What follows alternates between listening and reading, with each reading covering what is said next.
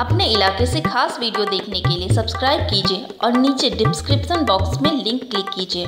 हम 32 लाख व्हाट्सएप का एक ग्रुप बनाकर खड़े थे, तो अच्छा काम भी कर सकते हैं। हम जो चाहे वो संदेश जनता के अंदर पहुंचाने का, चाहे खट्टा हो, चाहे मीठा हो, चाहे सच्चा हो, चाहे झूठा हो। भारतीय जनता पार्टी के राष्ट्रीय अध्यक्ष अमित शाह ने राजस्थान में social media volunteer meet program में ऐसी बात खुले मंच में बेधड़क बोले। अब अगले साल होने वाले लोकसभा चुनाव के लिए फेसबुक एक टास्क फोर्स का गठन करने जा रहा है। इसके तहत फेसबुक अपने प्लेटफॉर्म पर फेक न्यूज को नियंत्रित करने के लिए विशेषज्ञों की एक टीम तैयार करेगा, जो राजनीतिक पार्टियों के साथ मिलकर काम करेंगे। अच्छी बात है कि ऐसे मामलों को रोकने की बात हो रही है, लेकिन व्हाट्सएप के वायरल मामले कैसे रुकेंगे? ग्रामीण इलाकों और छोटे कस्बों में सबसे ज्यादा तो व्हाट्सएप ही लोग चलाते हैं। सोशल मीडिया में 2-3 साल से बहुत ही वायरल मामले बढ़ गए हैं। ये मामले कहां से आते हैं और कहां पर खत्म होते हैं, इसका कुछ भी अंदाजा नहीं है। हमने वायरल मामलों की पड़ताल करने के लिए बुंदेलखंड के पत्रकारों से मिले, जो सोशल मीडिया ग्रुप चलाते हैं, और जाना उनके विचारों को, जो आपके सामने पेश है। लोगों की जरूरतें बढ़ती जा रही हैं, संसाधन बढ़ते जा रहे हैं और टाइम आदमी के पास कम रह रहा है। तो ये तो वैसे जैसे व्हाट्सएप ग्रुप में सोशल मीडिया में तो जानकारी जल्दी हो जाया करती है, ऐसे वैसे ये है ग्रुप बना लेते हैं। व्हाट्सएप खोल के देखिए, फेसबुक ट्विटर खोल के देखिए, तो लगता है चारों तरफ हाहाकार मचा हुआ है। लेकिन वही चीज आप जब धरातल पे बाहर निकल के देखिए तो लगता है कितना सब शांतिपूर्ण चल रहा है। अगर हमारे यहाँ एक लड़का था, उसने थोड़ी चालाकी कर दी, बरेली से उसने मैसेज डाल दिया। आज अखिलेश यादव ने नेताजी को, मतलब मुलायम सिंह को क्या कहा, अब मारा नहीं।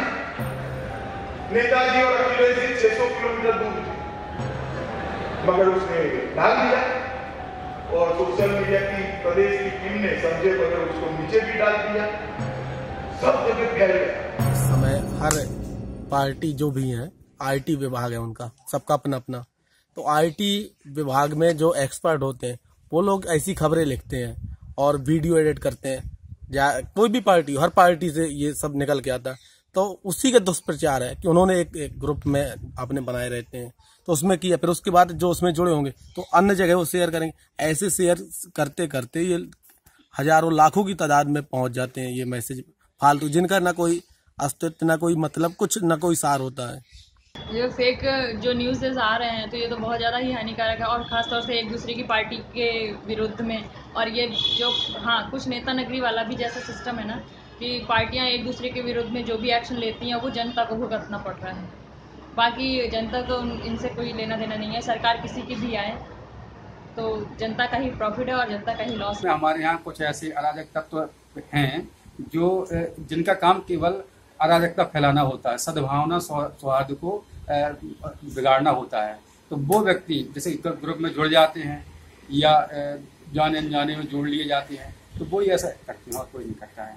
इसी टाइम पे क्यों इतना बढ़ावा है? बस अब ये सब अपने अपने राजनीतिक स्टाइल्स हैं, सबके अपने अपने स्टंट्स हैं।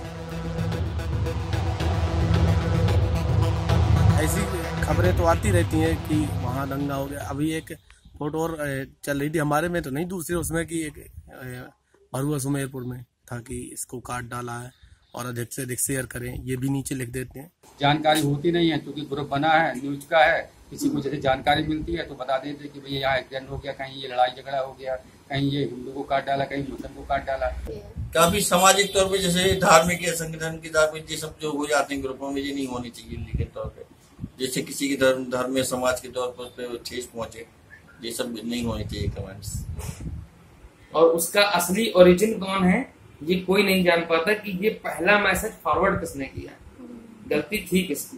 कभी ना कभी लखनऊ और दिल्ली से, चित्रकूट से अगर फॉरवर्ड हो रही है तो लखनऊ या दिल्ली से कॉल आती है कि जय साहब आपको चित्रकूट में कोई ऐसी घटना हो गई है, तो क्या है ये मामला पूरा, क्या इसकी खबर आप हमको मुहैया करा सकते हैं।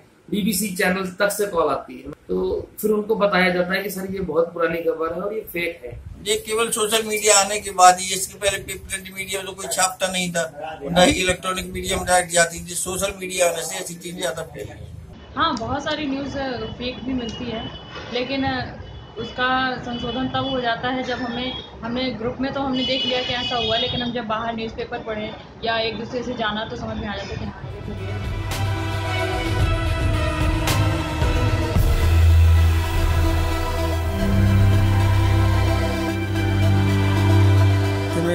ग्रुप एडमिन भी जिम्मेदार होता अगर कोई भी ऐसी गलत खबर डालता। असली हकदार हम सब हैं, जो हम लोग उसको तस्दीक नहीं करते हैं और उसके पीछे भाग जाते हैं कि कौवा कान ले लिया तो दौड़ते हैं एकदम उसके पीछे। ऐसा नहीं है कि ऐसी खबरें आती हैं, अच्छी खबरें भी आती हैं जो हम लोग नहीं पढ़ पाते हैं, वो चीज़ें भी पढ़ने को मिलती हैं, देखने को मिलती हैं।